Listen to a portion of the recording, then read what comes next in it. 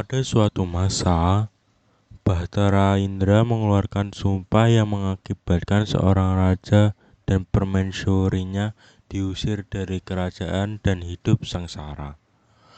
Raja yang dijuluki si miskin dan permaisurinya hidup sebagai orang miskin. Mereka diusir dan dianiaya oleh penduduk setiap kali mencari tempat tinggal. Ketika permaisuri mengandung 3 bulan, ia mendambakan buah mangga dan mempelai milik raja. Meskipun si miskin awalnya menolak, ia akhirnya memenuhi permintaan istrinya dan mencarikan buah-buahan tersebut. Namun pemberian yang diberikan oleh penduduk ditolak.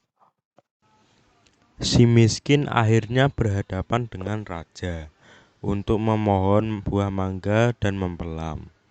Setelah mendapatkan buah tersebut, ia membawa pulang dan memberikannya kepada permaisurinya. Setelah kelahiran putra pertamanya, mereka yang bernama Marakarma, hidup mereka berubah. Suatu hari, si miskin menemukan sebuah kotak berisi emas yang tidak akan habis sampai pada anak cucunya.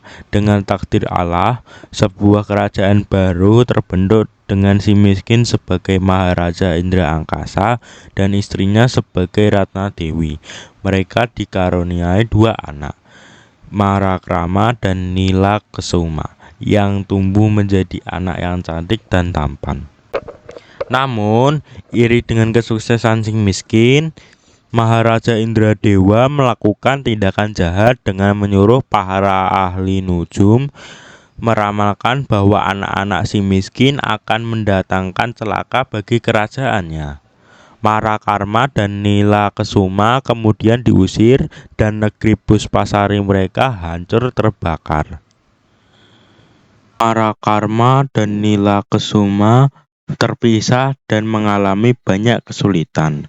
Marakarma bertemu dengan Cahaya Cairani, sedangkan Nila Kesuma menjadi istri putra mahkota di Palinggam Cahaya. Cerita ini berlanjut dengan perjalanan Marakarma dan Cahaya Cairani yang berusaha melarikan diri dari tempat raksasa dengan kapal. Namun, Marakarma dijatuhkan ke laut dan diselamatkan oleh nenek Kebayan. Setelah menemukan Nila Kesuma, Marakarma mencari orang tuanya yang kembali hidup dalam kemiskinan. Dengan kekuatan sakti, Marakarma menciptakan kembali kerajaan Puspasari dan mengalahkan negeri antah berantah. Akhirnya, Marakarma menjadi raja di Palinggam Cahaya setelah menggantikan mertuanya, yaitu Maharaja Malaikisna.